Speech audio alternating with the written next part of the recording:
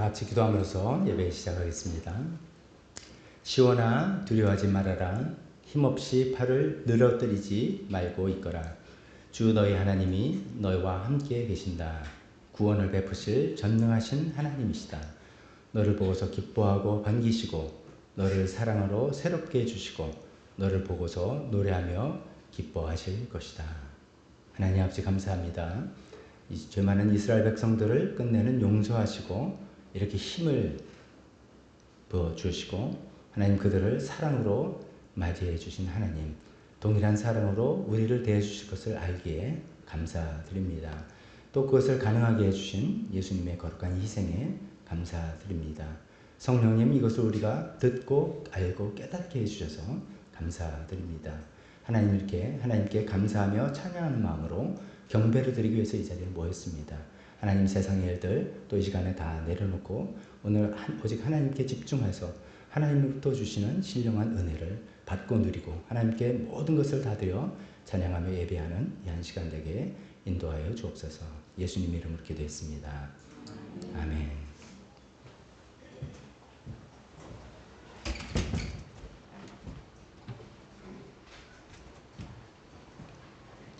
다 같이 일어서서 찬송가 438장입니다. 내 영혼이 은총 입어 찬송 드리겠습니다.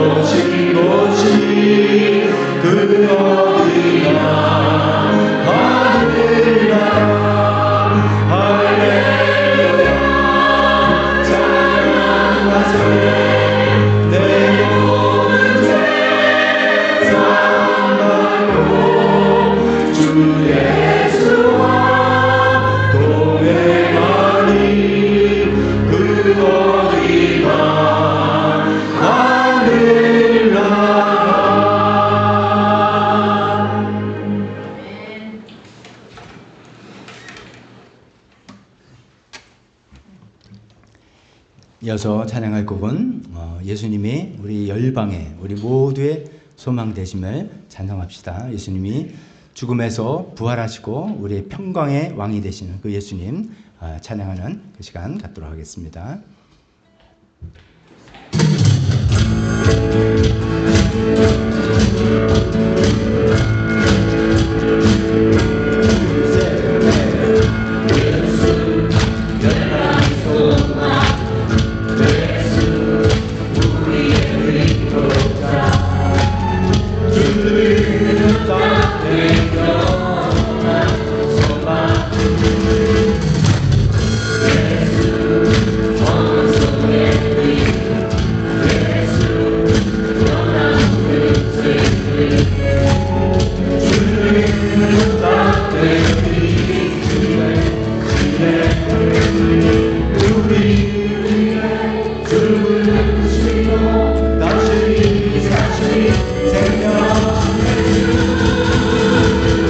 주님만이 소망이요 영원을 찬송이라 주님만이 온 세상을 비추시네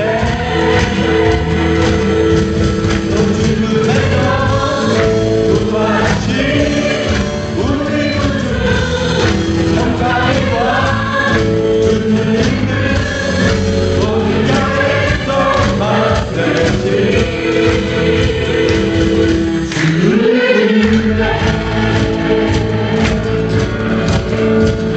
희망을 다시 한번 예수의 영광의 소망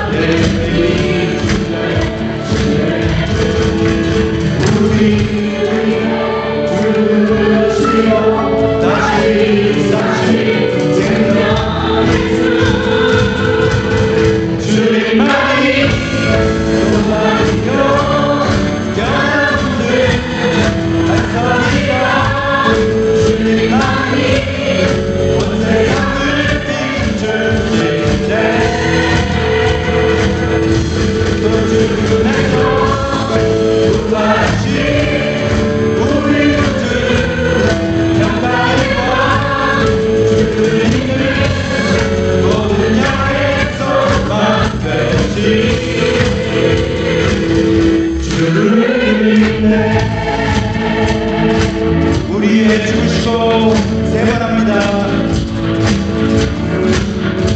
우리의 죽으시고 다시 사신 생명의 주 우리의 죽으시고 다시 사신 한 번 더 우리의 죽으시고 다시 사신 주님만이 소망이요 영원을 반석이라 주님만이 온 세상을 비추시네 주님께서 구하신 우리 주 영광이라 주님을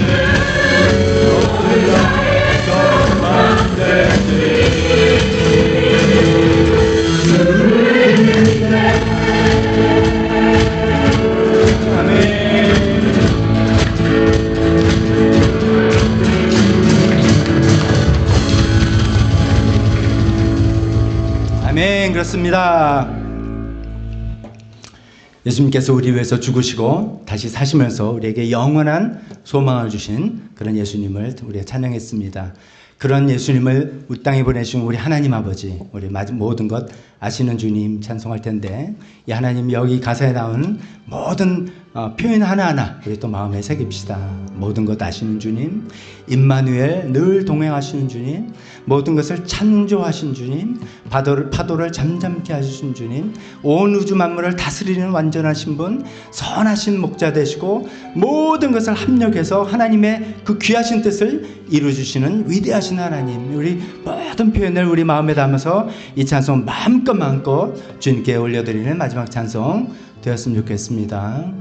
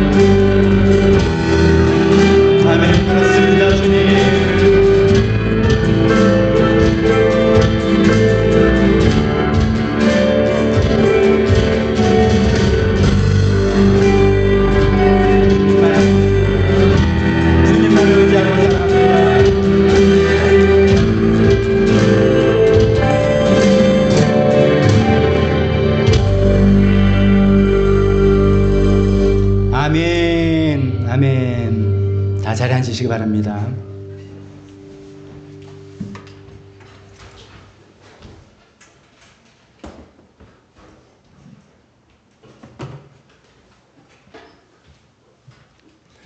금방 드린 우리 찬양이 우리의 영원한 고백이고, 우리가 하나님 앞에 나와서 하나님 우리가 이렇게 믿고 주님을 신뢰하면서 살다 왔습니다 고백할 수 있는 내용이라 믿습니다.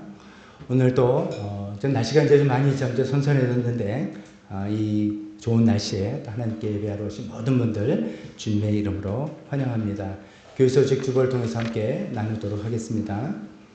먼저 추수감사절 11월 23일 주일입니다. 11월 23일 주일 한 주가 더 있는데 그 네 번째 주일날 23일 주일날 이때 추수감사절로 지내면서 작년에 이어서 VIP 초청주일로 삼으려고 합니다. 전도하기를 원하신 분들 이때부터 마음에 품으시고 기도하시고 또 섬김을 베푸시고, 그래서 우리 초청전도 나오고 이럴 때 초청절 주면서 교회로 인도하고 또 목장으로 인도해서 하나님께로 인도하는 그런 좋은 계기가 되었으면 좋겠습니다. 추수감사절 11월 23일 주일입니다. 또 가정교회 평신도 세미나 참석하기 원하신 분들 하반기 일정 진행 중이니까 저한테 알려주시면 또 등록 도와드리도록 하겠습니다. 뒷문 게시판에 일정표 있고 또 알려주시기 바랍니다. 오늘 감자떡 백민진 자매 가정에서 제공해 주십니다. 우리 또 지난 주일날 여러분 소식 다 들으시고 계속해서 기도해 주신 것처럼 모든 장례 절차 너무 은혜스럽게 잘 마쳤습니다. 사실 한국에 아버님을 모시고 처음 이렇게 나올 때는 치료에 희망을 두고 이렇게 나왔는데 병원에 검사해 보니까 그렇지 못하다는 걸 알게 되고, 정말 기도하면서 모든 순간순간을 잘 결정하고 또 정말 순간순간마다 하나님께서 많은 은혜를 베푸셔서 모든 것이 순조롭게 잘 돼서 그 과정에서 가족들이 또 하나님의 은혜를 많이 경험한 그런 귀한 시간들이 되었습니다. 오늘 가족들 나중에 다 참석했을 텐데 인사도 하시고, 우리 어머님도 계시고 우리 큰 언니, 둘째 언니들 가정 다 있으니까 인사하시고 또 나중에 감사떡을 함께 나누겠습니다. 계속해서 특별기도 이은선 목녀님의 어머님 또 요양원에 계시고, 이상미 집사님의 아버님 최근에 요양원에 가셨는데 이제 서류 절차 전에 먼저 모신 겁니다. 그리고 이제 서류 들어갔는데 그것이 잘 해결될 수 있도록 기도해 주시기 바랍니다. 이 밖에도 사실 우리 연락 부모님들 많이 계십니다. 근데 이제 일일이 다 하긴 못하고 우리가 당장 기도가 필요한 분들 이렇게 적어놨음을 이해해 주시기 바랍니다. 그 다음에 네팔에 관한 소식입니다. 여러분들 주중에 네팔 관련 뉴스 다 한번 보셨죠? 다 뭐 보셨군, 영상이라도 뉴스 봤다, 뭐 지금 무슨 소리냐 그런 분은 없으시죠? 네팔은 지금 정말 어떻게 보면 굉장히 격변기를 겪고 있는 것 같습니다. 어쩌면 우리나라 옛날에 4.19 혁명 그때가 아닐까 싶을 정도로 젊은 세대 10대 20대 젊은이들이 그 분노가 그냥 분출된 거죠. 그 네팔이 경제 기반이 없고 또 지도층이 워낙 부패해가지고 하루에 2,000명씩 해외 노동자가 나갑니다. 하루에 2,000명씩, 매일 2,000명씩. 국내에는 희망이 없는 거죠. 그래서 그들이 일해서 네팔 본국으로 송금해 오는 그 송금액이 전체 GDP의 3분의 1을 차지할 정도로 그렇습니다.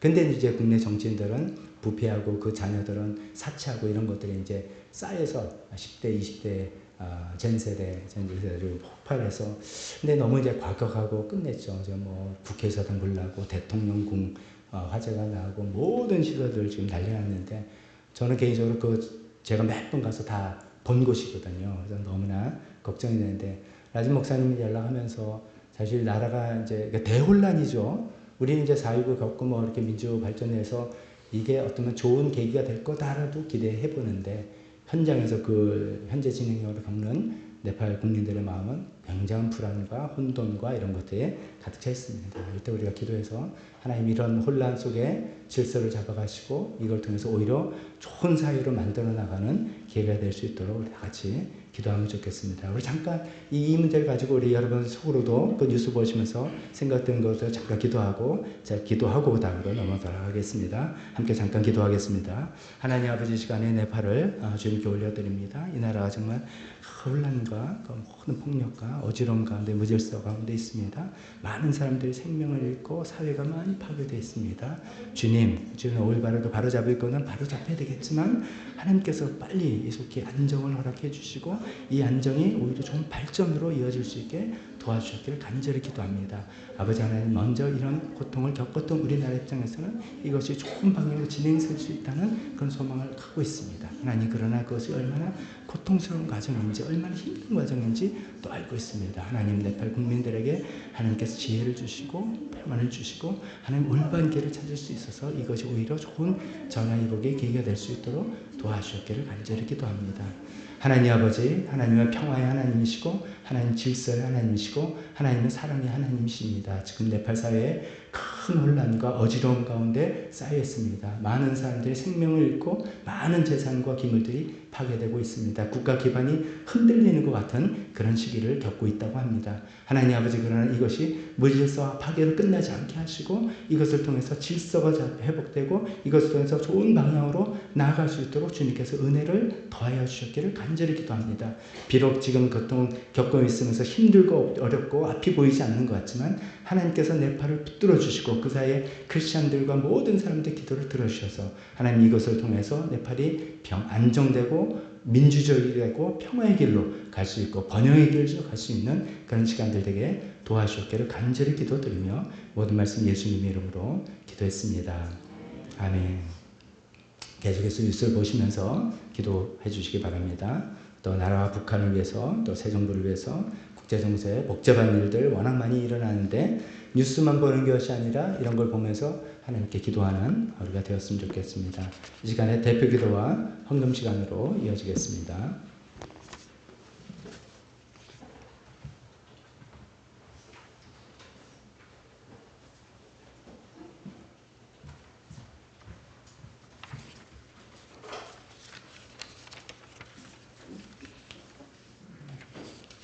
다 같이 기도드리시겠습니다. 내 평화를 너희에게 준다. 내가 너희에게 주는 평화는 세상이 주는 것과 같지 않다. 라고 말씀하신 주님. 이 시간 주님께 나와 경배와 찬양을 드립니다.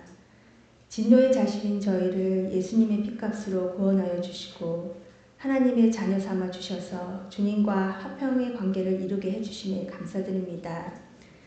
주님께서는 저희가 저희 이웃과도 화평의 관계를 맺길 원하시지만 종종 저희는 저희의 내적, 외적 요인으로 인해 그러한 화평의 관계를 이루지 못하고 있습니다. 지난주 말씀을 통해 저희 안의 평안, 이너피스가 얼마나 중요한지를 깨닫게 되었습니다. 못난 자아로 인해 쉽게 오해하고 용서하지 못하는 저희의 모습을 발견하게 되었습니다. 주님 용서하여 주시옵소서. 저희의 내면을 주님께서 주시는 평안으로 가득 채우길 소망합니다. 그리하여 세상의 어떤 흔들림에도 담담할 수 있는 저희 성도가 되게 하여 주시옵소서. 또한 저희에게 용기를 주셔서 이웃에게 먼저 화해의 손길을 내밀고 저희에게 상처를 준 이웃을 진정으로 용서할 수 있는 건강한 주님의 자녀가 되게 하여 주시옵소서. 지난주 갑자기 아버님을 천국으로 보내드린 백민진 자매님의 가족을 위해 기도드립니다. 모든 과정을 주님께서 선하심으로 주관하여 주셔서 감사드립니다. 가족분들의 섭섭한 마음을 주님의 손길로 위로하여 주시옵소서. 저희 교회에 연로한 부모님을 모시는 가정과 교회 아버님 어머님을 위해 기도드립니다. 육신의 건강과 영혼의 건강을 지켜주시고 천국의 소망을 꼭 붙들 수 있도록 하여 주시옵소서. 네팔을 위해 기도드립니다. 혼란스러운 정국이 속히 안정되고 더 이상 사상자가 발생되지 않도록 지켜주시옵소서. 모든 것을 협력하여 선을 이룰 수 있는 주님을 믿습니다. 네팔 땅에 주님의 공의가 이루어지고 주님의 복음을 자유롭게 전할 수 있는 정부가 세워지길 간절히 기도드립니다. 라지 목사님 가정과 스티미션 교회 선교지의 모든 성도님들과 그들의 가족들을 보호하여 주시길 간절히 기도드립니다. 목장 사역, 청소년부, 조일랜드 사역과 함께하여 주시고 말씀의 삶을 통해 매일 주님과 교제하며 예수님을 닮아가는 사랑하는 교회 성도가 되게 하여 주시옵소서. 이 시간 예배를 위해 기도드립니다. 저희의 마음을 열어서 주님의 말씀에 반응하는 시간이 되게 하여 주시옵소서. 이 모든 말씀 예수 그리스도의 이름으로 기도드립니다.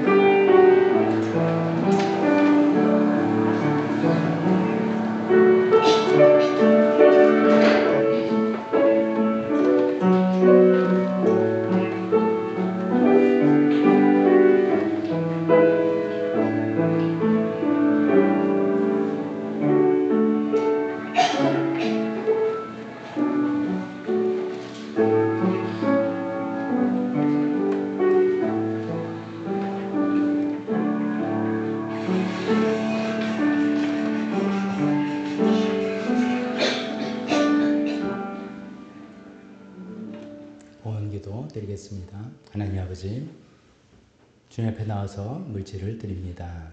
우리 마음과 우리 생각과 정성을 함께 드립니다.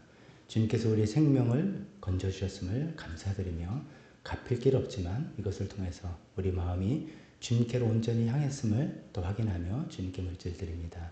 하나님 이것 받아주시고 이것을 통해서 하나님 나라의 귀한 것으로 사용하여 주셨기를 원합니다. 드리는 손길에 주님 복을 더해 주셔서 마음의 기쁨과 함께 주님께서 영육간의 모든 필요한 것들 또 채워주시기를 간절히 기도합니다. 예수님의 이름으로 기도했습니다. 아멘. 설교 시간입니다. 다 같이 일어서서 우리 설교 본문 말씀 봉독하겠습니다. 본문은 주보 안에 예배 순서 칸에 있습니다.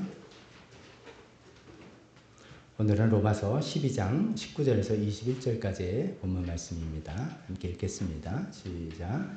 사랑하는 여러분은 스스로 원수를 갚지 말고 그 일은 하나님이 진노하심에 맡기십시오. 성경에도 기록하기를 원수 갚는 것은 내가 할 일이니 내가 갚겠다고 주님께서 말씀하신다 하였습니다. 내 원수가 줄이거든 먹을 것을 주고 그가 목말라 하거든 마실 것을 주어라. 그렇게 하는 것은 내가 그의 머리 위에다가 숯불을 쌓는 셈이 될 것이다 하였습니다. 악에게 지지 말고 선으로 악을 이기십시오. 아멘. 설교에서 잠깐 기도하겠습니다. 하나님 아버지, 우리가 다른 사람과 인격적인 관계를 위해서 공감, 경청, 화평, 그리고 오늘은 용서에 대해서 생각해 보려고 합니다. 용서가 우리 삶에서 얼마나 현실적이고 얼마나 민감한 주제인지 하나님 아버지 살아가면서 계속해서 경험합니다. 하나님 그 용서를 잘 배우고 용서에 하나님께서 우리에게 서로 용서하라고 하신 것처럼 우리가 용서해서 인격적인 관계를 또 회복해 나가고 세워나갈 수 있는 우리가 되게 도와주시옵소서. 예수님 이름으로 기도했습니다. 아멘. 자리에 앉으시기 바랍니다. 저희가 이제 벌써 8번째 마르틴 부버의 나와 너라는 그 책의 그 주제를 가지고 생각해 보는 중입니다. 하나님과 그리고 다른 사람과의 인격적인 관계 이런 것들을 쭉 생각해 보는 거죠. 나와 그것의 관계가 세상에 굉장히 많다 생각했죠. 어떤 기능, 어떤 역할로서 상대를 대하는 거죠. 내가 돈 줬으니까 당신 어떤 서비스 제공해 달라. 어떤 경우는 돈 주는 게 없으면서도 그런 어떤 역할과 서비스를 기대하는 그렇게 맺어진 관계를 나와 그것의 관계라고 얘기했습니다. 그 내 기대에 미치지 못하면 이제 화가 나고 짜증이 나고 관계가 틀어지는 그런 거겠죠. 나와 이제 소중한 사람인데도 우리가 어쩜 나도 모르게 나와 그것의 관계로 대할 때가 있더라. 이런 것도 우리가 한번 성찰해 보았습니다. 근데 이제 우리가 나갈 바는 나와 너의 관계인 거죠. 상대방을 조건 없이 또 있는 그대로, 존재 그대로 받아주고 서로 대해주는 그런 관계. 이것이 이제 하나님께서 우리를 대해 주신 방식이고 이것을 하나님께로 잘 배워서 다른 사람과 관계를 맺어보자. 그게 인격적인 관계다라고 이야기하는 그런 흐름 가운데 우리가 있습니다.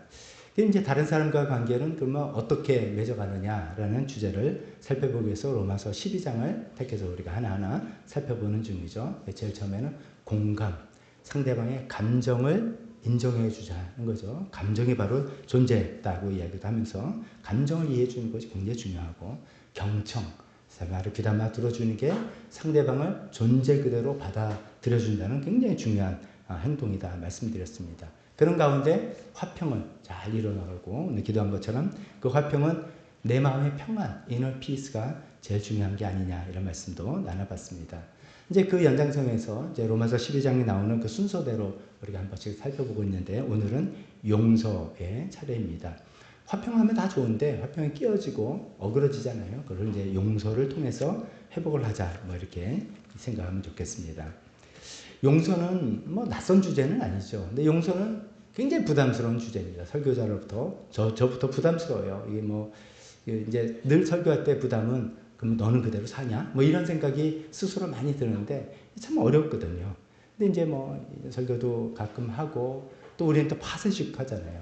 해마다 파쇄식 하면서 회개와 용서로 또 한 해를 마감하고 얼마나 진지하게 하는지 덜 하는지에도 자꾸만 그런 기회를 우리가 갖게 된다는 것 자체가 굉장히 그래도 용서를 실천하고 있다, 프랙티스하고 있다라고 생각을 해봅니다. 그러나 여전히 용서는 굉장히 우리에게 현실적인 주제인 것 같아요. 굉장히 또 할 거리가 생기고 뭐 그런 주제가 아닌가 싶습니다. 민감한 주제이기도 하고요. 우리가 이제 관계, 인격적인 관계라는 맥락에서 이 주제를 생각해보고 있는데 생각해보면은 이제 용서하고 용서받고 또 용서해주고 용서를 구하고 이게 우리 삶의 관계 모습인 것 같아요. 살아가면서 그 용서가 필요 없는 관계는 하나도 없는 것 같아요. 나중에 또 생각해보겠지만 그만큼 우리에게는 진짜 매일매일 먹는 밥과 물과 같은 그런 것이 바로 용서가 아닌가 싶습니다. 그래서 그 용서에 대해서 오늘 생각해 보려고 합니다.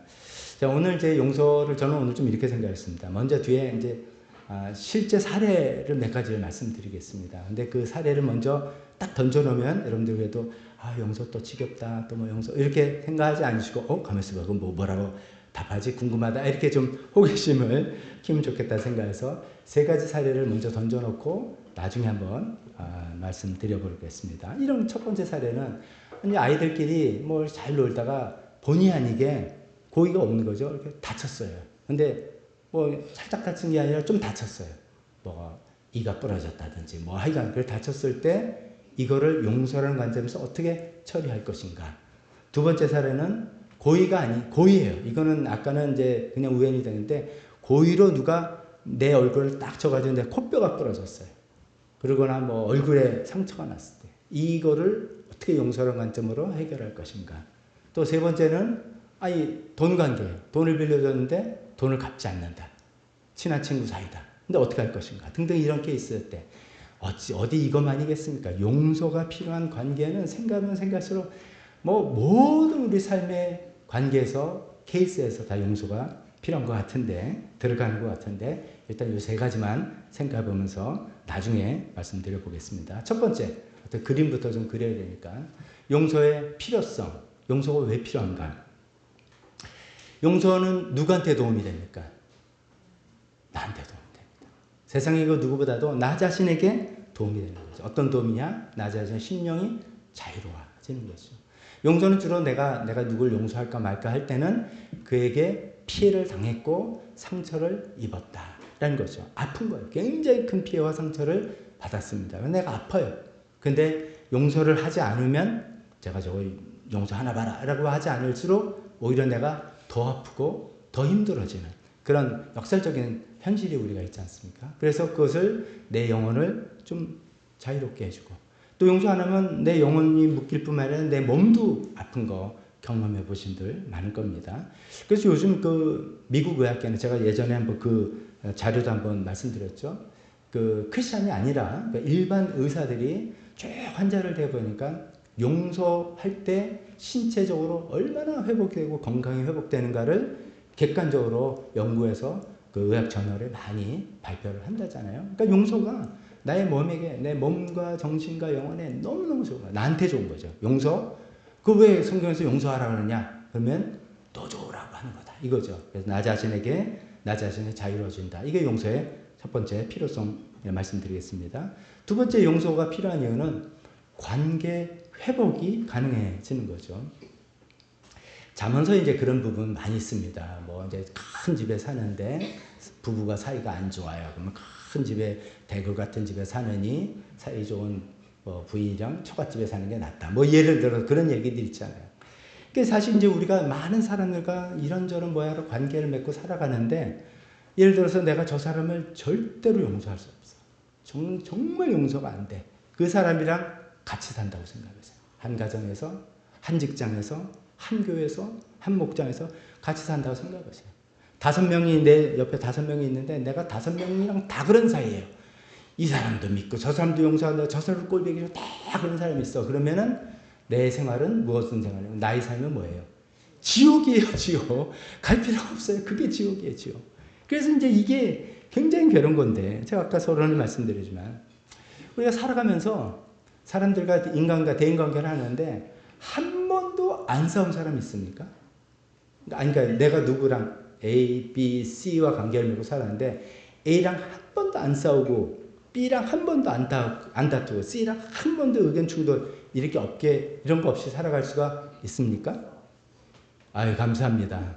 저는 없더라고요. 그래서 혹시 저만 그럴까 걱정했는데 없어요. 살아가는 거는 다 사람이랑 싸워요. 어떻게 싸우느냐? 어느 정도로 싸우느냐? 어떤 강도 또 어떻게 표현하면서 싸우느냐? 이 뜻이지. 누구는 이제 말 안 하고 눈짓으로 싸우고 누구는 막 이렇게 싸우고 그 차이지. 싸우지 않는 사람이 없죠. 우리가 다 그렇게 살아갔는데 한번 싸우고 나면 난 저 사람은 관계 끝이야. 만약 그런 사람이 있어요. 용서 탁 나한테 용서 칼같이 탁 잘라. 이 사람 잘라버리고 저 사람 잘라버리고 저 사람 내쳐내고 저 사람 찢어내고 나중에는 내 옆에 누가 있어요? 아무도 없어요. 아무도 없어요. 아무도 용서를 하지 않으면 난 내 옆에 아무도 없게 되는 거잖아요. 용서가 우리가 정말 필요해요. 용서가 필요 없는 사랑관계는 없다. 이거죠. 다 우리가 용서를 통해서 그 다퉜고 갈등했고 싸웠던 이런 것도 또 회복해 나가고 그래서 또 그렇게 해서 우리가 이렇게 살아가는 거 아니겠습니까? 그래서 용서는 관계 회복이 정말 필요한 것이라서 용서가 필요하다. 는 것이죠. 세 번째는 우리 이제 하나님 믿고 성경을 믿는 사람이니까 그런 어떤 실제적인 필요성보다도 그것도 중요하지만 세 번째는 용서는 하나님의 성품을 드러내는 것이다 라고 이야기했습니다. 지난주에 우리가 화평, 피스, 평화에 대해서 얘기할 때 예수님이 하신 말씀 우리가 평화의 사람이 될 때 하나님의 자녀라 일컬음을 받을 거다 라는 얘기 산상수훈 말씀으로 끝났잖아요. 똑같아요. 하나님은 용서의 하나님이십니다. 그렇죠? 그 용서의 하나님이 만약에 나는 내가 너희를 용서할 테니 너희는 그 용서받고 거기서 끝이면 된다 라고 하셨으면 우리가 용서 안 해도 돼요. 근데 하나님 뭐라고 말씀하십니까? 나는 용서의 하나님인데 너희 서로 용서해라 이렇게 이야기하신 거잖아요. 에베소서 4장 32절 제가 읽겠습니다. 서로 친절히 대하며 불쌍히 여기며 하나님께서 그리스도 안에서 여러분을 용서하신 것 같이 서로 뭐하라? 용서하라. 하나님이 너희를 용서하신 것 같이 너희가 서로 용서하라. 그 뜻은 뭐냐면 그럴 때 비로소 너희가 나의 자녀라는 것을 입증하는 거다. 이런 이야기입니다. 자, 그러면 이제 이 말씀대로 생각해보면 예를 들어서 여기 이제 어떤 분이 있는데 믿음이 너무 좋아요. 목사예요. 사모님이에요. 뭐 집사예요. 뭐 목자, 뭐라고 합시다. 뭐 예수 믿은 30년 되고 뭐 그런 분이에요. 믿음이 너무 좋은 분이 있어요. 근데 그분이 어떤 사람은 나는 저 사람을 이럴 땐 저 사람이라 안 하죠. 저치 뭐 이렇게 나는 저 사람을 절대로 용서 못해. 내가 내 눈에 흙이 들어가도 용서 못할 거야. 라고 만약에 한다면 우리가 어떻게 생각해 볼 수 있겠습니까? 저분 진짜 하나님의 자녀인가? 저분 진짜 하나님의 용서를 아는 분인가? 왜냐면 안 그럴 수가 없잖아요. 용서해 하나님이 우리를 용서해 주시고 너희도 서로 용서하라고 하셨는데 그 하나님을 믿는다면서 나는 절대로 이거는 용서 못해 라고 한다면 우리가 객관적으로 안 맞아 떨어지네 이렇게 생각을 할 수밖에 없지 않습니까? 그래서 용서를 할 때 정말 용서할 수 없을 것 같은 것을 용서할 때겠죠. 그럴 때 야, 저분 정말 하나님 믿는 사람이구나 라고 우리가 볼 수 있는 그런 것입니다. 그래서 이 세 가지를 한번 제가 생각해 본 겁니다. 용서의 필요성, 나 자신을 자유케 하고, 두 번째 관계를 회복하게 하고, 세 번째 내가 하나님의 자녀임을 증명하는 그런 필요성으로 용서의 필요성을 생각해 볼 수가 있습니다. 자, 이렇게 좋은 용서를 왜 못합니까? 왜 안 합니까? 하기가 힘들어요. 용서가 하기가 너무 힘들어요.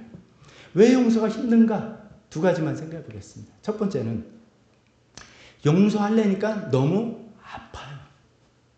아까 처음에 말씀드린 것처럼 용서 이렇게 생각한다는 건 그 전제가 뭐냐면 내가 큰 상처, 큰 아픔, 큰 피해를 당했다는 게 전제잖아요. 우리는 어떤 일을 당할 때, 이제 어떤 사건과 일을 당할 때 이제 처리해 나가잖아요. 처리해 나갈 때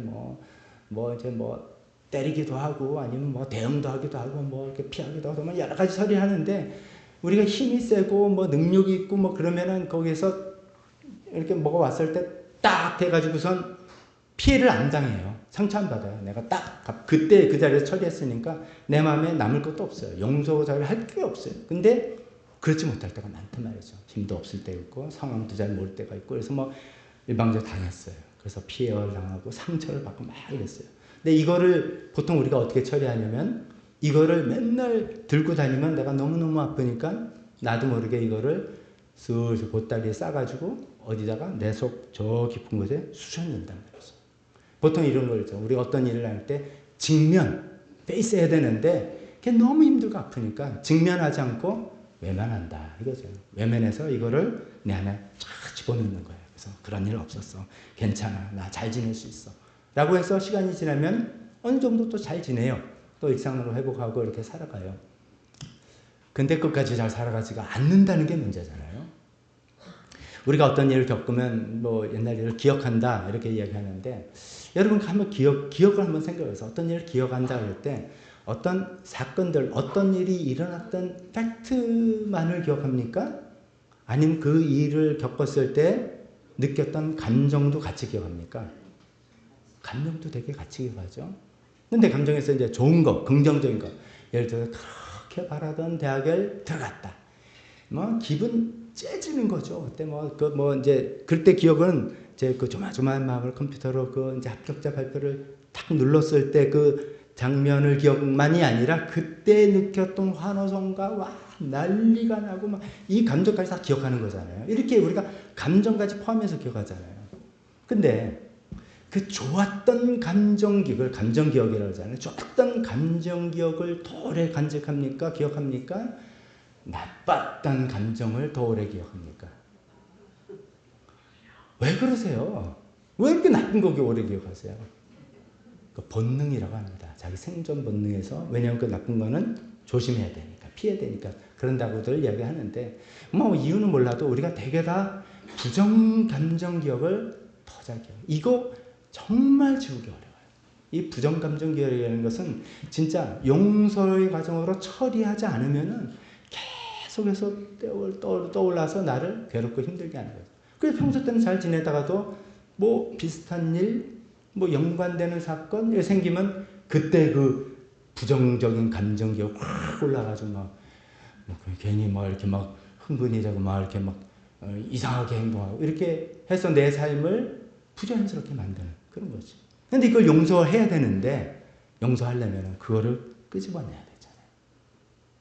냄새나는 거, 더 꽁꽁 숨겨놨던 거, 이거 끄집어내야 이게 쉬운 게 아니죠.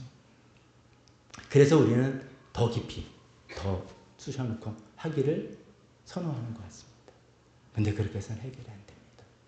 근데 이제 제가 그 이야기를 오늘 할 게 아니라 용서가 왜 힘드냐 생각할 때 그게 힘든 거예요. 아픈 거예요. 그걸 다시 끄집어내서 그걸 직면해서 해결을 하려고 하니까 아파서 그런 것도 있다. 근데 오늘은 제가 그게 주제가 아닙니다. 두 번째 이유는 용서에 대해서 잘 모르는, 그러니까 용서를 잘 모르는 게 용서에서 좀 오해가 좀 있고 이래서 용서를 정확히 모르기 때문에 잘 하지 못하는 그런 부분이 있지 않겠느냐. 오늘 여기를 좀 이야기해 보려고 합니다. 생각해보면 의외로 용서가 뭔지 잘 모르는 경우가 있다. 그래서 흔히 말해서 용서에 대한 용서에 대한 오해들이 여러 가지 있는데 저는 대표적으로 4가지 오해 한번 말씀드려 보겠습니다. 제가 기대하는 거는 제가 딱 오해 4가지 이야기하면은 아니 목사님 그런 걸 왜 오해하고 그거 왜 몰라요? 알고 여러분이 이미 다 잘 아시는 100점 맞는 학생이라서 저는 그것 때문은 아니고요. 얘기를 바랍니다. 자, 첫 번째, 용서를 한다면 내가 피해를 당하고 상처를 받고 내가 해를 당했는데 그거 다 없는 걸로 하란 말이냐? 이런 생각이에요. 용서해 주려면 그거 다 없던 걸로 하는 거야? 그러면 그게 뭐 정의는 뭐야? 정의라는 건 뭐냐면 어떤 행동에 책임지는 건데 나쁜 행동했으면 그 사람이 책임져야 되는데 왜 내가 덤탱이를 쓰고 내가 용서해야 되지? 이거는 하나님의 공의도 맞지 않는 거 아니냐? 이런 생각에 이제 용서에 대한 오해가 하나 있습니다. 두 번째 용서에 대한 오해는 나도 용서하고 싶지. 근데 마음이 안 생기는 거예요. 하나님이 마음을 주셔야지 용서하지. 마음이 없는데 그 용서를 한다는 건 너무 가식적인 거 아니야? 이런 생각을 할 수 있습니다. 이것도 오해입니다. 세 번째 용서에 대한 오해는 저 사람이 미안하다 그러면 내가 용서할 의향이 있다. 그래, 미안하다, 잘못했다 하면 내가 용서할 의향이 있어. 근데 가만히 보니까 저 사람은 절대 그런 말이 생각이 없는 것 같아. 그러니까 나 용서 못해. 나도 하고 싶은데 그게 안 되는 거야. 라고 상대방에게 이제 용서를 구하지 않기 때문에 안 된다라고 생각합니다. 네 번째는 용서를 딱 하려고 생각을 하는데 용서를 하고 나면 저 사람과 다시 또 잘 지내야 될 것 같아요. 자신 없어. 그건 자신 없어. 저 사람이랑 사실 이제 관계가 한번 깨어져, 누군 그러더라고요. 관계가 깨어졌다고 회복되지만 그거는 그 유리 글라스를 다시 붙였지만 금은 간 거를 악교로 붙인 거다. 그래서 예전 같지는 않겠죠. 근데 또 용서해 준 사람 잘 지내. 난 그게 끔찍해. 그러니까 그건 화해인데 그게 자신이 없으니까 아예 용서도 안 하겠다. 이런 생각도 있습니다. 다 뭐가 잘못된지 여러분 다 아시죠? 다 너무 쉬운 건데 왜 이런 거 가지고 오해를 하는지 한번 그 용서에 대한 오해를 하나씩 풀어봅시다. 역순으로 한번 풀어봅시다. 역순으로. 첫 번째, 용서를 하면 다시 잘 지내야 되냐? 어떻습니까? 예를 들어서 이런 겁니다. 가정폭력 남편이 있어요. 상습적으로 아내를 때리는 남편이 있다고 생각합시다. 그 이제 이성을 잃고 막 부인을 때릴 때 경찰이 개입하고 이렇게 개입하잖아요. 그때 내가 이제 정상 참조해서 괜찮아요. 고소도 다 취하하고 그냥 이 남편을 용서하고 같이 사는 거죠. 그게 화해잖아요. 같이 살면은 아름답죠. 그래서 남편이 미안해. 그래서 이제 하면 좋은데 현실이 그런 경우가 안 되는 경우가 많잖아요. 그래서 오히려 너무 가슴 아프게 용서했지만 섣부르게 화해를 해서 그 사람한테 치명적인 피해를 당하는 케이스도 있잖아요. 그러니까 용서하고 화해는 좀 다른 거라고 우리가 생각해야 돼요. 근데 하나님은 우리에게 용서하라는 거예요. 용서. 화해는 또 다른 거예요. 지난 시간에도 사도 바울이 얼마나 고마운지 몰라요. 우리에게 화해에 대한 이야기를 하면서 무조건 화해하라 이러지 않으시고 가능하면 할 수 있는 대로 모든 사람과 평화하게 지내라 했잖아요. 그러니까 가능하지 않은 게 있는 거예요. 그래서 그걸 제가 이제 조건부 명령이다 했잖아요. 화해는 두 사람이 이렇게 손이 맞아야 되잖아요. 이 사람이 같이 하자 그래도 나는 싫어 이럴 수 있고 저 사람이 와서 나는 아직 준비 안 됐어 이럴 수가 있는 거니까. 그래서 화해는 그런 것인데 용서는 무조건적인 명령이다. 용서는 우리는 반드시 해야 되는 거예요. 우리 자신을 자유케 하기 위해서 관계 회복을 시도하기 위해서 하나님의 자녀라는 것을 증명하기 위해서 반드시 해야 되는 것이죠. 그러니까 용서와 화해를 우리가 좀 구분해서 생각하고 우리는 지금 용서를 할 거냐 말 거냐 이거를 생각하는 거다라는 것입니다. 쪽 거꾸로 가면 또 두 번째는 저 사람이 사과를 하면 내가 용서하죠. 근데 가만히 보니까 사과를 안 해. 여러분 우리 인생에 살면서 이런 일이 얼마나 많습니까? 저 사람 그냥 나는 힘들게 하고 잘못했는데 그래서 나는 이거를 좀 털고 싶은데 가만히 보니까 자기가 잘못했다는 걸 저 사람이 알고 있어요? 모르고 있어요? 전혀 모르고 있어요. 자기가 나한테 얼마나 피해를 줬는지 전혀 모르고 설마 사람인데 저렇게 모를까? 아닌데 전혀 몰라. 그리고 또 어떤 때는 이야기를 해서 알긴 알아도 아니 그거 뭐 그건 너 때문에 이렇게 일어난 일이잖아 라고 이렇게 이야기하는 거예요. 오히려 더 속이 뒤집어지기도 하고. 그리고 또 어떤 때는 아니 뭐 너 반 나 반인데 뭐 또 내가 용서를 구하냐 우리가 서로 뭐 이런 이상한 이야기를 하면 아 이제 사과를 받고 용서를 해주려고 생각하다가 일이 꼬여가지고 막 더 안 되는 경우가 얼마나 많습니까? 이럴 때 상대방이 나한테 사과를 하지 않는다고 용서를 하지 않으면 누구 손해입니까? 누구 손해예요? 나만 손해요. 나만 손해. 저 사람은 자기가 미안한 마음도 없어요. 저 사람 마음에 하나 힘든 것도 없어요. 잘 살고 있어요. 근데 나는 그것 때문에 계속 힘들고 있어서 좀 사과 좀 해줘 뭐 이런 정도로 필요 없어요. 이렇게 생각합시다. 하나님께서 우리를 용서해 주셨어요. 하나님 죄인이 우리를 용서해 주셨어요. 언제? 우리가 여러분이 교회를 나오셔서 성경을 읽고 말씀을 듣고 확 깨달아가지고 막 통에 잡아가고 주님 이 죄인을 용서해 주셔서 회개했기 때문에 용서해 주신 겁니까? 우리 모든 인류의 그 회개 기도가 막 쌓여서 하늘까지 성달해서 하나님이 드디어 들으시고 이것들이 회개는 좀 하는구나. 그럼 내가 좀 손을 써야 되겠구나. 그래서 예수님을 보내주시고 그런 겁니까? 탕자 비유 나오는 탕자 아버지가 어느 날 그 자기 유산까지 아버지 죽으라는 소리처럼 유산 내놓으셔 가지고 다 날려먹은 그 아들 듣지 않으니까 소문이 들린 거예요. 그놈이 좀 먼 나라에 가서 개고생하고 있더라. 소문이 들린 거예요. 그래서 아유 이제 정신 차렸구나. 돌아오겠구나 생각해서 마을 밖에 딱 있다가 아들을 맞이한 겁니까? 아니잖아요. 상대방이 용서를 구하기 전에 용서하신 거죠. 하나님은 우리가 회개를 하기 전에 이미 용서하신 거고 회개를 통해서 그 용서가 현실화된 거죠. 실제화된 거죠. 용서는 상대방이 나한테 용서를 구하기 전에 하는 것이고 할 수 있는 것이죠. 아니 물론 사과를 한다면 용서하면 제일 좋죠. 근데 그러지 않는 경우가 많단 말이십니다. 나한테 피해를 너무너무 피해를 준 사람이 예를 있다 칩시다. 근데 그 사람이 내 마음에는 그 사람 때문에 내 인생이 많이 망가졌어요. 근데 그 사람이 나한테 정말 미안하다. 이 한마디만 해줬으면 좋겠어요. 그럼 내 마음이 확 회복될 것 같아요. 근데 그 사람이 끝끝내 그 얘기도 안 하고 죽어버렸네. 그럼 나는 어떻게 해요? 내 인생은 그 사람 때문에 내 인생 망치는 겁니까? 용서하는 거예요. 그 사람이 나한테 미안하다 말을 하든 느끼든 상관없이 내가 용서할 수 있다는 것입니다. 상대방의 반응과 상관없이 용서하는 것이고 용서할 수 있다 말씀드렸습니다. 세 번째, 마음이 생겨 용서하죠. 마음이 없는다면 위선적인 거 아닙니까? 이런 질문이죠. 용서할 마음이 있다면 용서에 대해서 고민할 필요가 없어요. 마음이 생겼는데 뭐가 걱정입니까? 우리가 용서에도 고민하는 거 그 마음이 안 생겨서 고민하는 거예요. 근데 이제 우리가 자꾸만 착각하는 게 이거죠. 용서를 자꾸만 내 마음, 즉 감정의 문제라고 생각하는 거죠. 용서할 마음이 생겨 용서하지 생각하죠. 여러 차례 말씀드렸습니다. 용서는 마음의 문제가 아니라 감정의 문제가 아니라 뭐의 문제다? 의지의 문제다. 그렇죠? 선택과 결정에 관한 이야기예요. 내 마음이 풀리느냐가 아니에요. 용서는 내 마음 풀렸어가 아니라 내가 뭐 하기로 결정하고 선택했어 이거죠. 뭐를 선택하고 뭘 결정했어요? 두 가지입니다. 첫 번째, 내가 보복하지 않기로, 내가 복수하지 않기로 선택한 거예요. 두 번째는 오늘 말씀에 덧붙이면 그렇다고 해서 그러면 내가 당한 피해는 그냥 다 날아가는 건가? 아니라 그 모든 광희, 정의라고 표현하는 그 정의는 하나님께 맡기기로 결정한 거죠.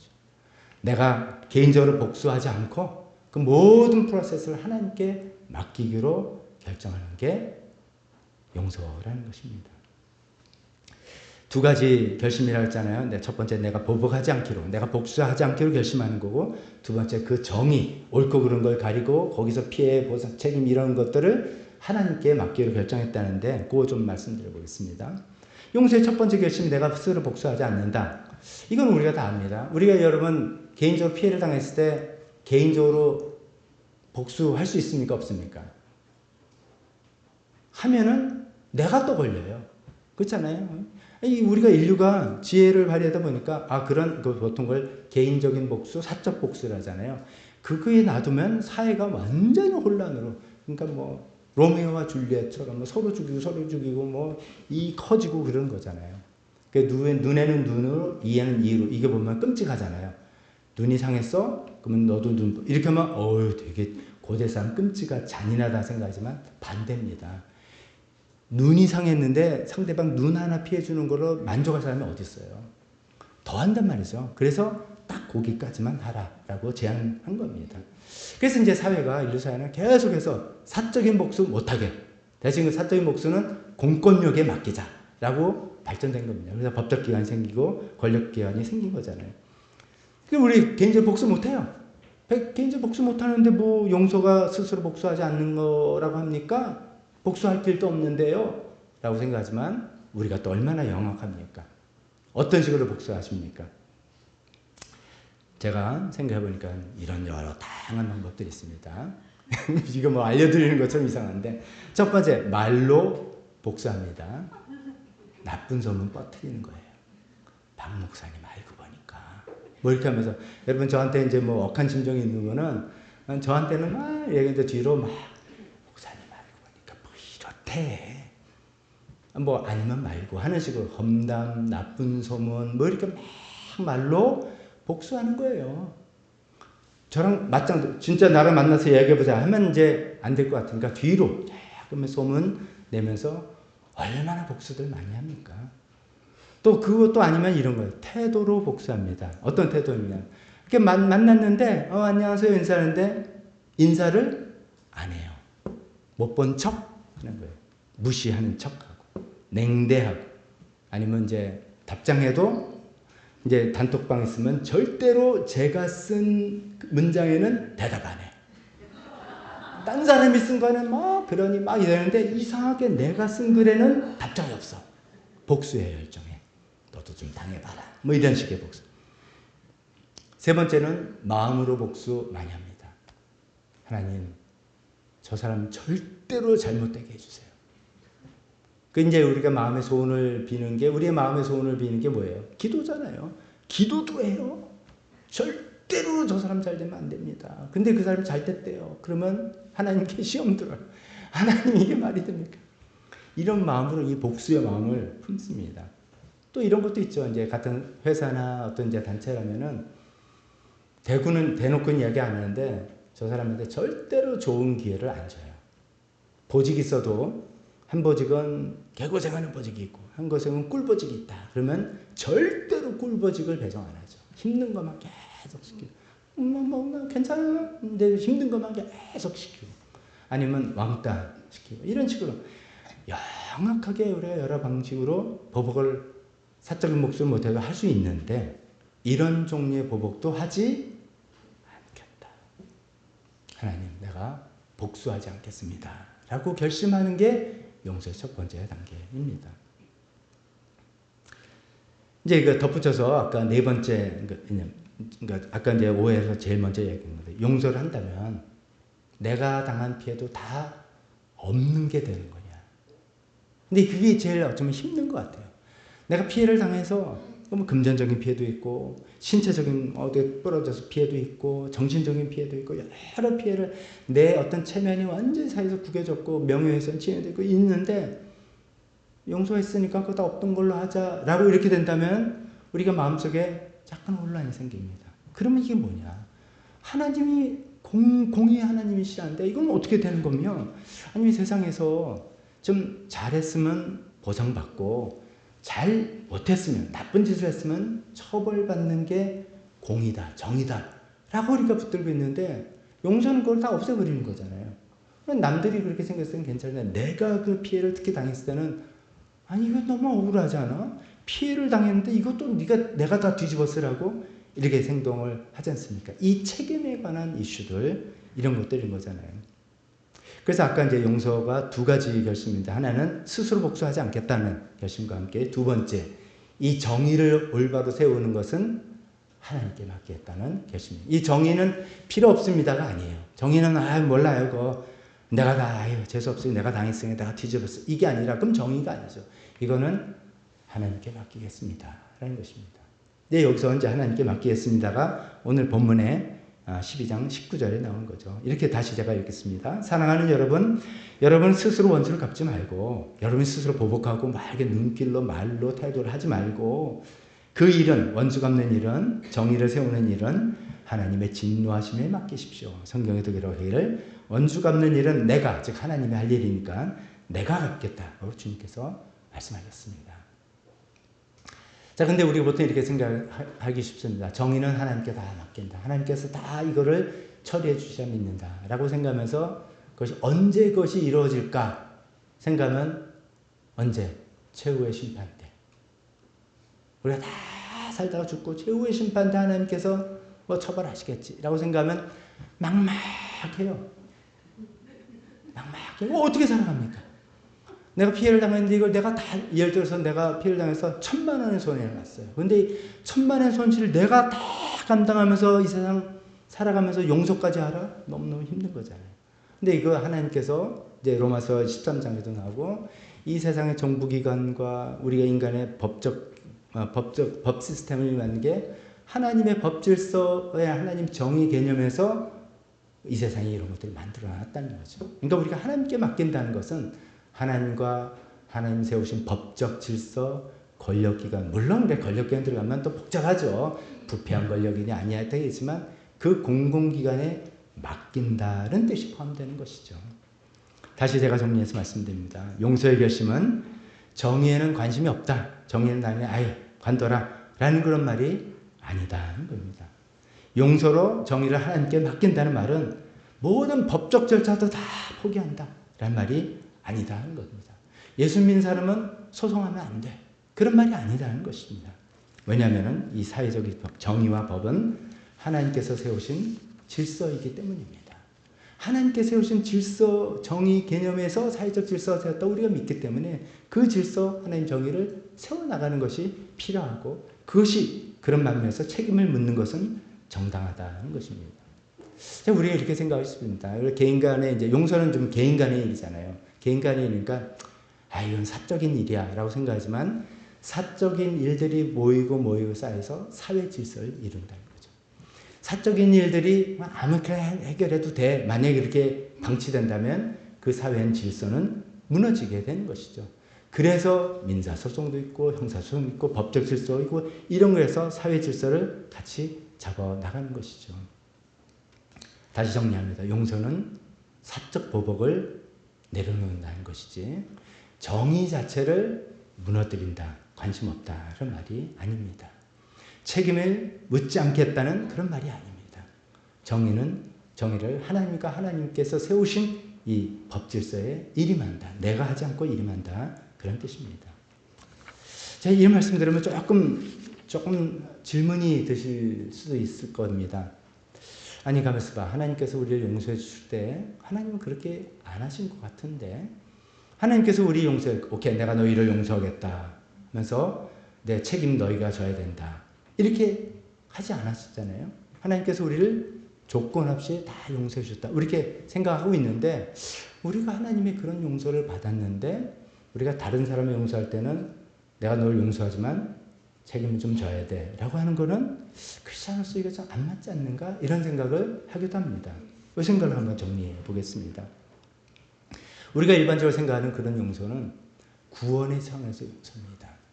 우리가 늘 하나님께서 우리 용서하실 때 감사하게 생각하는 건 하나님께서 우리가 죄인인데 죄인이라면 거기에 대한 어떤 처벌에 마땅히 받아야 처벌이 있는 거잖아요. 그 처벌을 하나님께서 우리에게 지우지 아니하시고 우리를 용서하셨다 이런 거잖아요. 그래서 조건 없이 우리를 받아주셨다라는 거잖아요.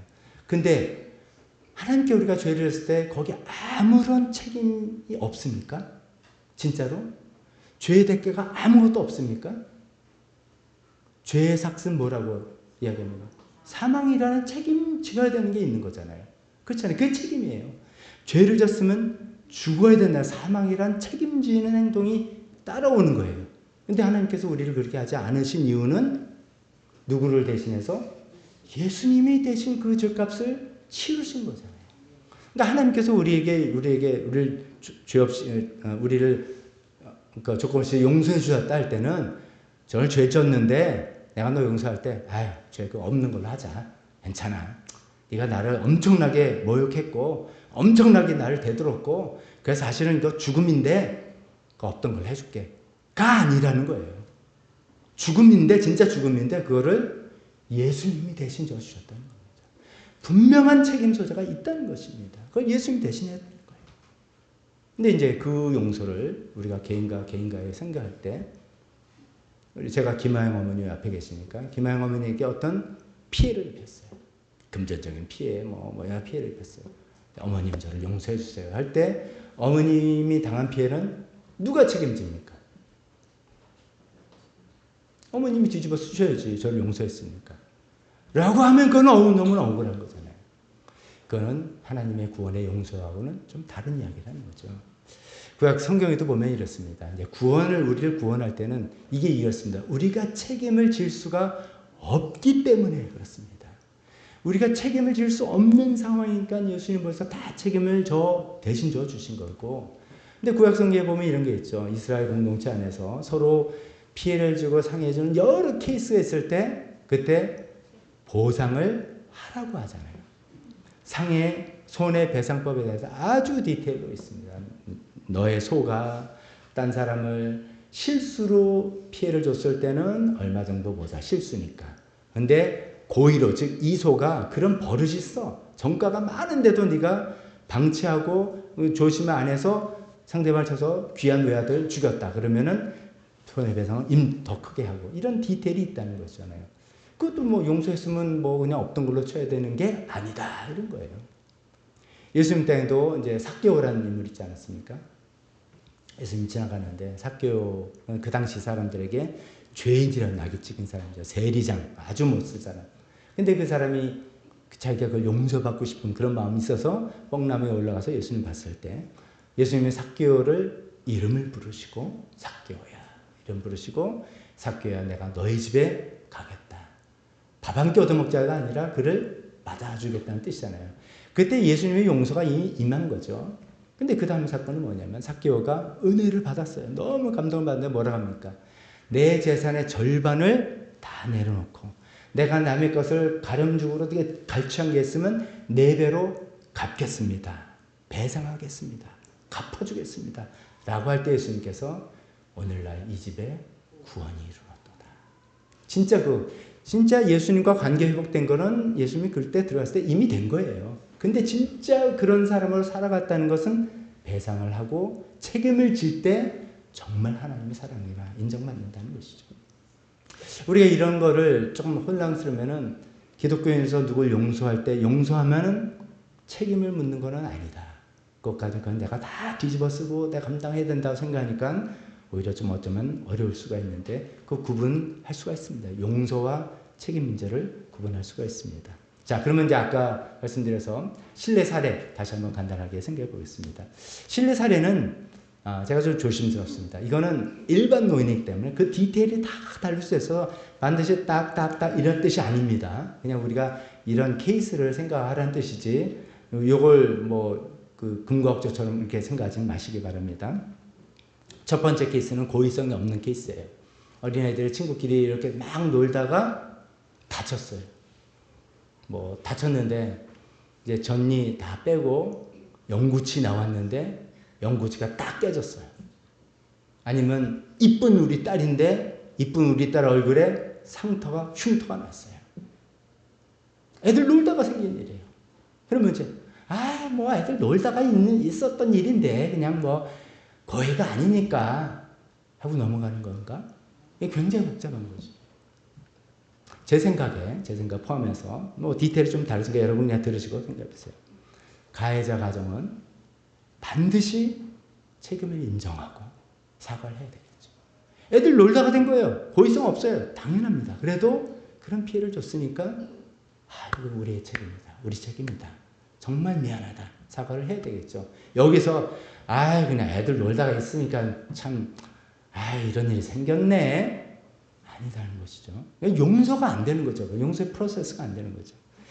그 책임을 인정하고 사과하는 증거가 정말로 책임 인정하고 사과한다면 그 증거 뭐냐면 이런 경우에 치료비 내가 낼게. 얼마 되든 좋으니까 병원 데리고 와서 다 내가 낼 테니까 알려줘. 라고 해야 되겠죠.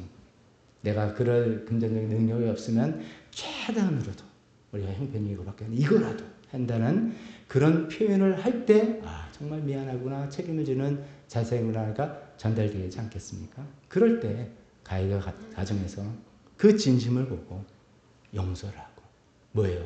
보복하지 않는 거예요. 우리 귀한 딸 얼굴에 흉터를 냈어? 당신 아들 일로 와봐. 이거 하지 않고 뭐 전에 집 이상한 애들 소문 헛소문 안 내고 막 세게 울지 않고 아니면 뭐 경찰 고발 이런 거 안 하고 하는 거죠. 용서를 하고 좀 화해가 가능한 거죠. 치료비를 받든 안 받든 됐어 마음만이 됐어 이건 애들 놀다가 일어난 일인데 괜찮아 라든지 아니면 형편이 어려우면 그 치료를 받으면서 보상하든지 이게 전부 다 용서에 포함이 되어 있는 것이죠. 중요한 건 고의가 아니니까 넘어가는 거 아니다 하는 거죠. 책임을 분명히 하고 사과를 하고 어떻게 해서라도 보상하려고 할 때 그 마음이 전달돼서 용서가 일어나고 화해가 돼서 그 관계가 회복된다 하는 거죠. 그거 안 하면 관계 회복 어렵지 않겠습니까? 두 번째 케이스는 고의성이 있는 거예요. 고의적인 폭행. 막 과격하게 놀다가 이거 한 건 고의성이죠. 실수로 친 게 아니고 고의성. 빡 때려서 코뼈를 부러뜨렸어요. 코뼈를 부러뜨렸으면은 이거 경찰에 고소할 수 있는 거죠. 제가 뭐 조금 틀릴 수 있습니다만 저는 알고는 그렇게 알고 있습니다. 그런데 이제 이런 경우에 용서를 할 수 있는 여러 선택지가 있는 것 같습니다. 가장 소위 은혜스럽다고 하는 가운데 싸운 건지 정확한 디테일. 하여간 의도적으로 쳐가지고 제 코뼈가 부러졌어요. 제가 너무 은혜가 충만해가지고 이거 없던 일을 해. 그래 내가 예수님이 나를 죽을 죄도 용서해 주셨는데 저놈 하나 용서 못하면 내가 되겠냐? 용서하고 치료비도 괜찮아. 내가 병원에 가서 스스로 치료비 다 감당하고 이러는 거 또 하나의 용서죠. 조건이 있어요. 제가 이제 그렇게 한다면 조건이 있습니다. 마음에 원망 없을 거라는 자신이 있을 때 해라. 그리고 가해자를 미워하지 않을 자신이 있을 때 해라. 저는 그래 말하고 싶습니다. 정말 내가 괜히 교회 다녀서 용서하라 오늘도 용서 메시지 듣고 갔다가 괜히 나중에 코뼈가 시큰시큰 거릴 때마다 괜히 목사님 그 용서하라고 해가지고 그때 해가지고 내 이 인생 이런 원망이 없을 자신이 있을 때 그 다음에 그 나를 때리는 그 놈 어쩌고 할 자신이 없을 때 그렇게 할 수 있는 거예요. 하나님 은혜 충만했을 때 내가 그를 정말 하나님께서 날 죽을 죄를 살려줬는데 이까짓 거 용서 못하네. 용서하고 저러다 그냥 내가 다 할게 괜찮아 할 수도 있겠습니다. 또 하나는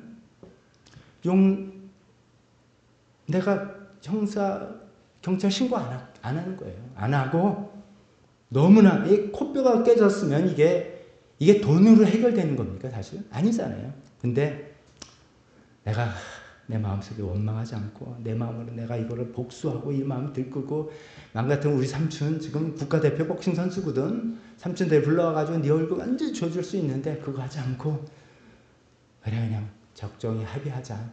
내 마음이 해서 치료비가 내고 내가 경찰 보다 안 하고 내 마음 풀고 이렇게 하자. 또 용서의 범죄에 들어갈 수 있겠다는 거죠. 또 세 번째는 이런 것도 있어요. 케이스에 따라서는. 근데 가만히 듣고 보니까 나한테 주먹질한 친구가 상습범이에요. 저놈이 툭 하면 딴 사람들 얼굴 때리고 해서 여러 사람 이 친구는 그냥 넘어가서는 안 될지도 모르겠다. 고발해서 그 책임을 사회정의에 맡기고 나는 내 마음의 복수심이나 이런 것들을 다리고 이런 것도 전부 다 용서의 범주에 들어간다라고 조심스럽게 말할 수 있겠습니다.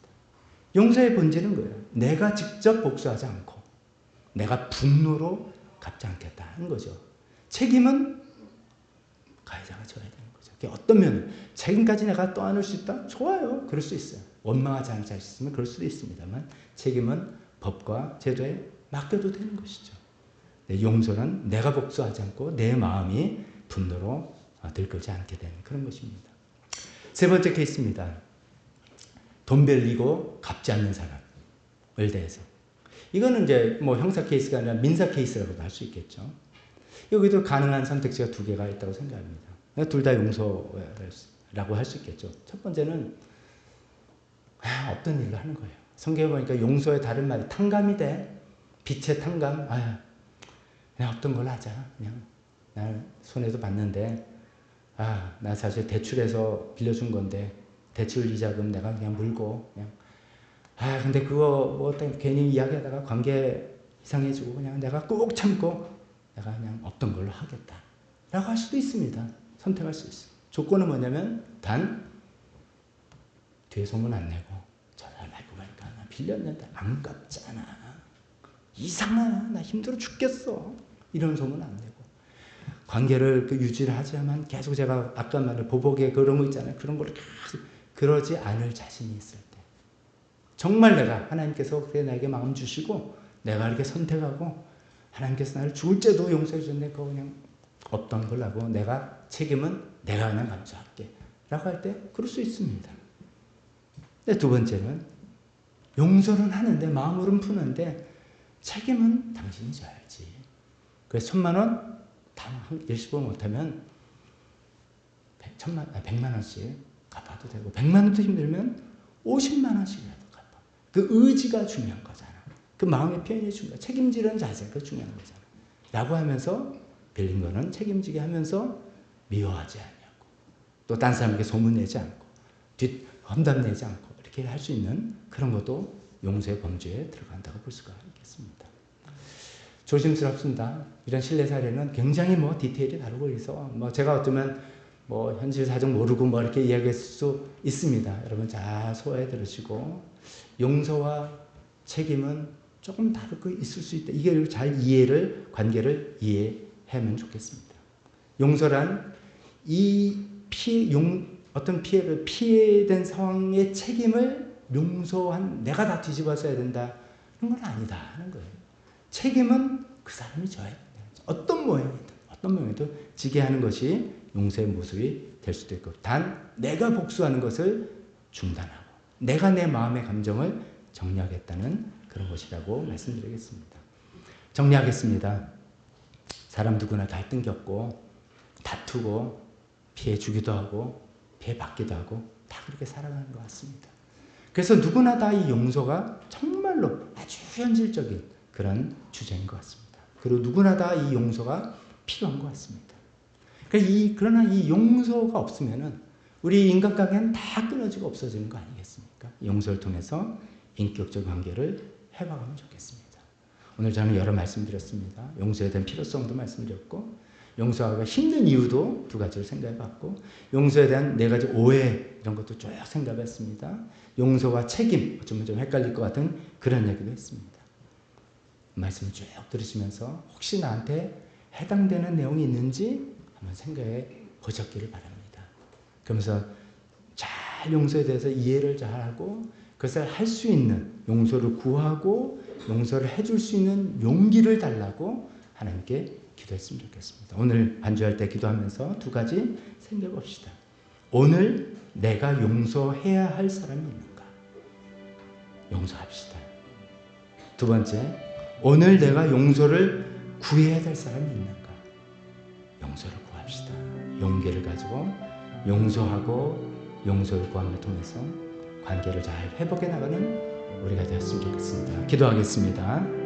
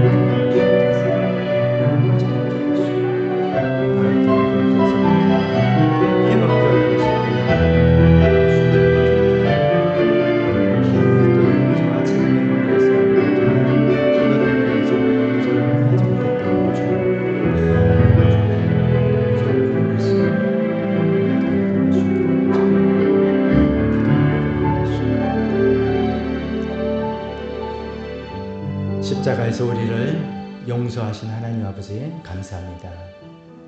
또 우리가 지은 잘못의 그 모든 책임을 대신 지어주신 예수님 감사합니다. 예수님의 공로로 인해서 우리가 하나님의 용서를 받게 되었음을 감사합니다. 이 용서를 받은 우리가 서로 용서해야 되겠습니다. 하나님 아버지, 정말 우리가 왜 용서가 필요하고 용서의 어려움이 무엇인지 여러 가지 생각해 봤는데, 하나님 오늘 시간에 내가 용서를 해야 될 사람 한 사람 주님 떠올렸다면 주님 그 사람을 용서할 수 있는 용기와 믿음 주시옵소서.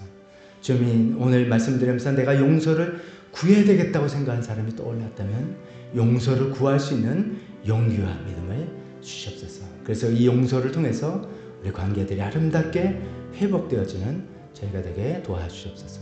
예수님의 이름으로 기도했습니다. 아멘. 다 같이 일어서서 우리 헌신 시간 헌신 찬송하면서 나가겠습니다.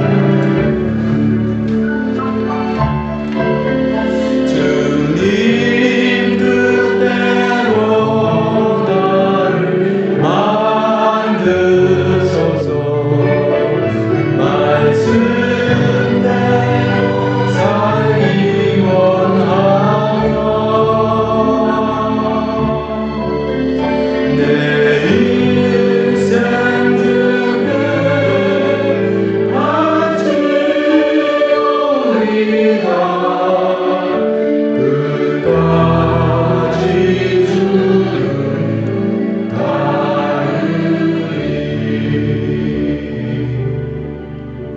축도하겠습니다.